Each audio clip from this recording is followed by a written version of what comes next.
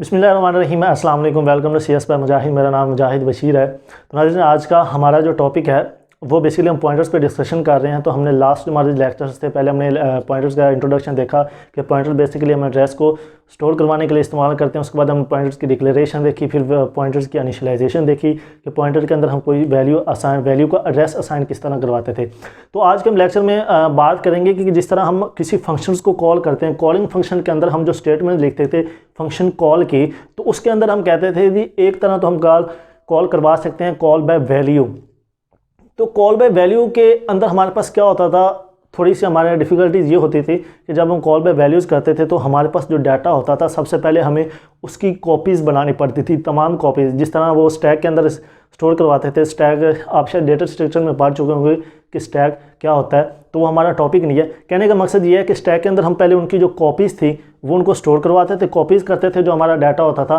फिर हम call by value, वो जो हमारी कॉपीज़ होती थी वो हम आगे दूसरे फंक्शन को पास करवाते थे ताकि हमारा जो ओरिजिनल फंक्शन है, ओरिजिनल डाटा है, उसमें कोई फ़र्क ना है और जो भी चेंजिंग करनी है उसकी जो कॉपीज़ होंगी उन पे जाके करें।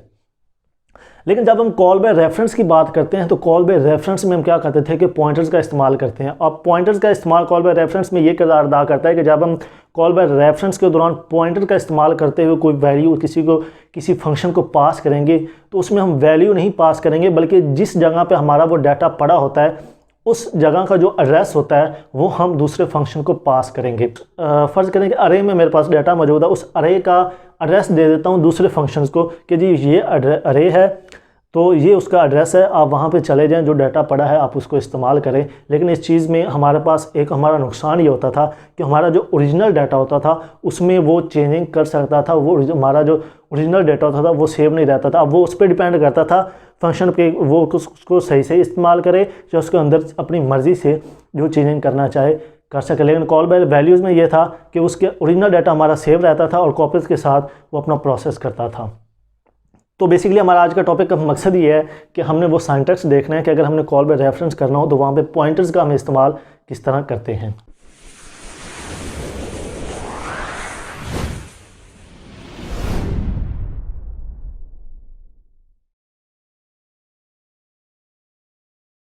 तो चलिए यहाँ पे हम एक एग्जांपल देखते हैं। फ़र्ज़ करें कि मेरे पास एक फंक्शन है जिसको मैंने दो जो कि हमारे पास वेरिएबल हैं उनके अंदर हमारे पास डाटा मौजूद है और मैंने उनका रेफरेंस के तौर पे उनका एड्रेस जो कि दूसरे फंक्शंस को पास करवाना है। और वो जो आगे वाला फंक्शन है चाहे उनको मतलब स्वैप का ही ले ले कि उन दोनों को आपस में स्वैप करे, उनकी वैल्यूज़ चेंज करे और मुझे वापस रिटर्न कर दे या वहीं पर उसका जो रिज़ल्ट है उसको जो कि शो करवा दे। कहने का मकसद ये है कि हमने सिंटैक्स देखना है। तो सिंटैक्स देखने से पहले फ़र्ज़ मेरे पास दो पॉइंटर में यहाँ पे मेन फंक्शन है हमारे पास। मेन फंक्शन के अंदर मैं इंटीजर टाइप के मेरे पास जो दो पॉइंटर आ जाते हैं ptr1 और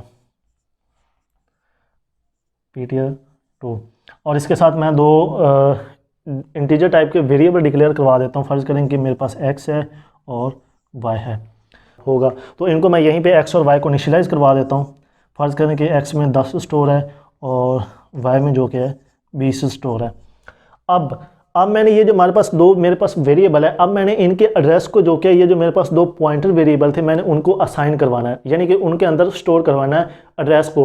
तो सेम वही इनिशियलाइजेशन वाला तरीका कि हम पहले पॉइंटर का नाम इस्तेमाल करेंगे और यहाँ पे जब असाइन करेंगे तो पॉइंटर के साथ स्टार का जो साइन है वो हम इस्तेमाल नहीं करेंगे और जो हमारे पास वेरिएबल का नाम होगा उसके साथ हम %% का साइन इस्तेमाल करेंगे।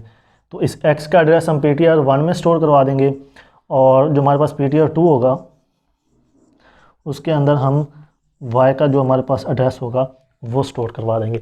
अब हमने इसमें क्या किया है कि हमारे पास दो वेरिएबल थे जिनके अंदर कोई डाटा स्टोर था, हमने इनको स्वैप करना है और ये जो स्वैप के दौरान इनके अंदर हमारे पास जो डाटा मौजूद था उन वेरिएबल्स का जो एड्रेस था हमारे पास दो पॉइंटर वेरिएबल थे उनके अंदर हमने स्टोर करवा दिया है। और अब इन दो हमारे पास ये जो एड्रेस है इनके मतलब इनके अंदर हमारे पास जो एड्रेस है हमने इस एड्रेस को दूसरे फंक्शन को पास करवाना है, यानी कि उसको कहना है कि जी ये एड्रेस है और इस एड्रेस पे जाएं, जो वैल्यूज़ पड़ी हुई हैं उनको आप इस्तेमाल करें। तो उसको कॉल करने का क्या तरीका होगा, देखिए यहाँ पे कॉल करने का मैं तरीका लिख दो, वही चीज़ कि मेरे पास अगर स्वैप का फंक्शन है तो मैं उसका नाम इस्तेमाल करूँगा और नाम के साथ अब चूँकि इनके अंदर मेरे पास डाटा मतलब एड्रेस मौजूद है, तो मैं इनका सिर्फ नाम ही इस्तेमाल करूँगा। इनके साथ स्टार का इस्तेमाल या % का इस्तेमाल करने की ज़रूरत नहीं है। तो ये हो गया फंक्शन कॉल।